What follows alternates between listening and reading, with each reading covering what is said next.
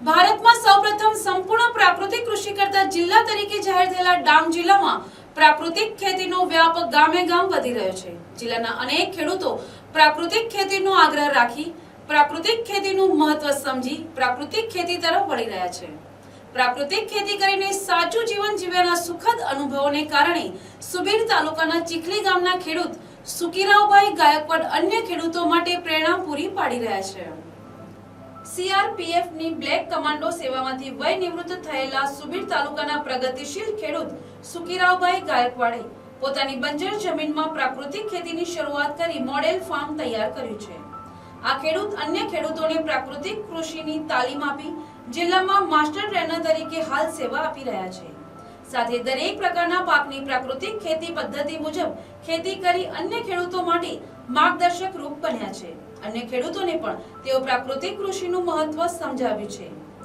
તેઓએ પ્રાકૃતિક કૃષિના મુખ્ય આયામો જેવા કે જીવામૃત, નિમાસ્ત્ર, બ્રહ્માસ્ત્ર, અગ્નિસ્ત્ર જેવા આયામોનો ઉપયોગ કરી ગાય આધારિત ખેતીની શરૂઆત કરી હતી। સુકીરાવભાઈએ ડાંગને પ્રાકૃતિક જિલ્લો જાહેર કરાતા તેમજ પ્રાકૃતિક કૃષિ માટે સરકારની વિવિધ સહાય અને યોજનાઓ માટે ગુજરાતના મુખ્યમંત્રી શ્રી ભૂપેન્દ્રભાઈ પટેલ અને રાજ્યપાલ શ્રી આચાર્ય દેવવ્રતજીનો વિશેષ આભાર વ્યક્ત કર્યો હતો।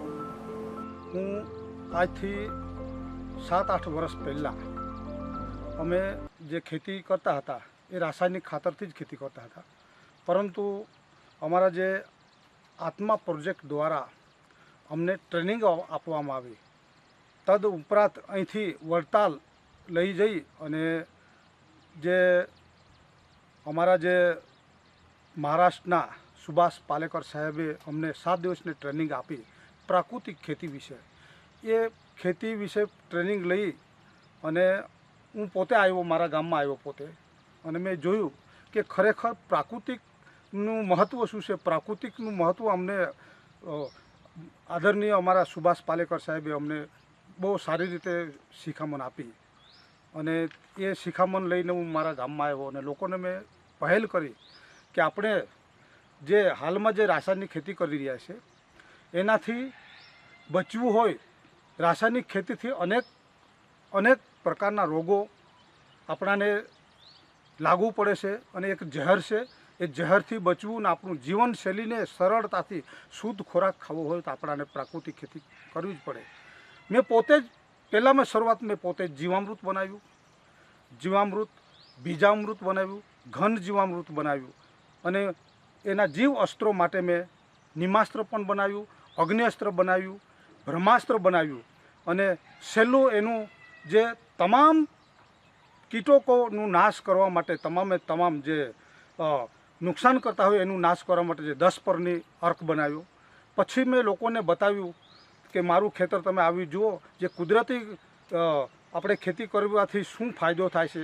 એનાથી આપણી જે જમીન જીવિત થાય છે, એમાં અળસિયા જે મરી ગયા હોય, અળસિયા આપણે રાસાયણિક ખાતર નાખી અને અળસિયા મરી ગયા હોય એ પણ અળસિયા આવી જતા હોય છે। મારા ખેતર આ દેખાય છે અહીંયા જે ડાંગર રોપેલું છે એમાં જીવામૃત, ઘન જીવામૃત જ નાખેલું છે મેં, એના સિવાય કોઈ પણ જાતનું નથી। અને કુદરતી રીતે જે ખેતી હું કરું છું એનાથી મને એવું લાગ્યું કે ખરેખર હું ભગવાન સાથે, પ્રકૃતિ સાથે હું લિંક થયો છું, અપડેટ થયો છું, અને મને એક એવો મહેસૂસ થાય છે કે મા બેટાનો રિશ્તો ધરતી માતા જોડે અમારો થયો છે।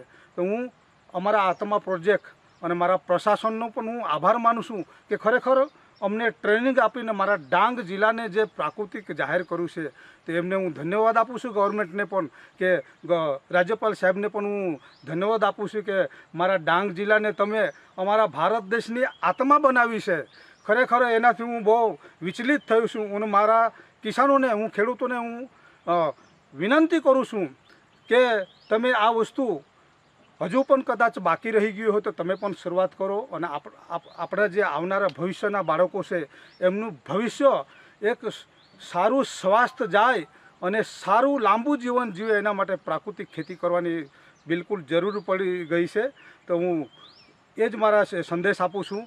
બીજું કે જે પ્રાકૃતિક ખેતીનો મતલબ જ એ થાય છે કે प्रकृति के मूल सिद्धांतों के आधार पर गौ माता के गोबर और गौमूत्र से बिना खर्चा करने वाली खेती का नाम ही प्राकृतिक खेती है।